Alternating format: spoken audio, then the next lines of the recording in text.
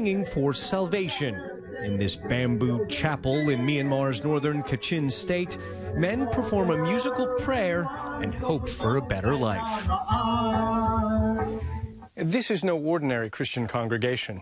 These men are all heroin addicts, and they're now living inside a walled compound. Look at this door. There's no handle, and it's locked from the outside. This is all part of a drug addiction treatment center that uses a method that could be described as captive rehabilitation. Some patients here say they need confinement to prevent them from running away. The Christian pastor in charge tells me if addicts can't control their urges, there are other methods they can use. This is a penalty box. Yes. Wow. Desperate times call for desperate measures. In drug bazaars near remote gemstone mining towns where law enforcement seems non-existent, church groups have taken matters into their own hands, preaching to men who shoot heroin out in the open. Church leaders say the heroin epidemic raging here leaves them no other choice. No other choice, no other choice. But inside our community, every family has facing, a drug problem. Reverend Samson Kalam runs the largest group of Christian churches in the region. I think 65% or 70% young people use drugs. Kachin State is a remote region of remarkable natural beauty. But the Kachin people are an ethnic Christian minority in this majority Buddhist country.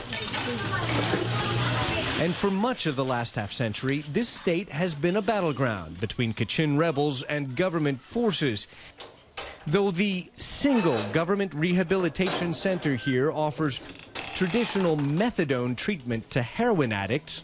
This is the prayer room. More than a half dozen new church-run rehab camps like this one take a very different approach. So you replace methadone with what? With Bible.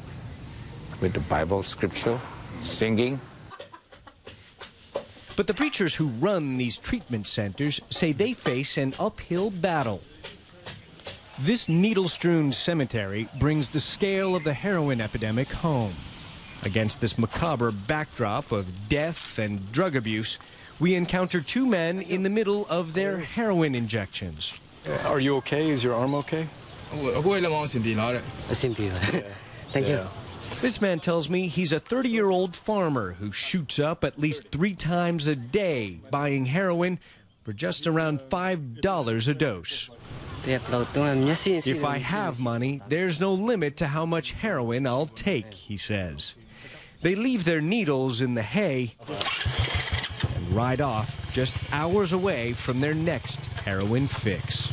Ivan Watson, CNN, Wangma in northern Myanmar.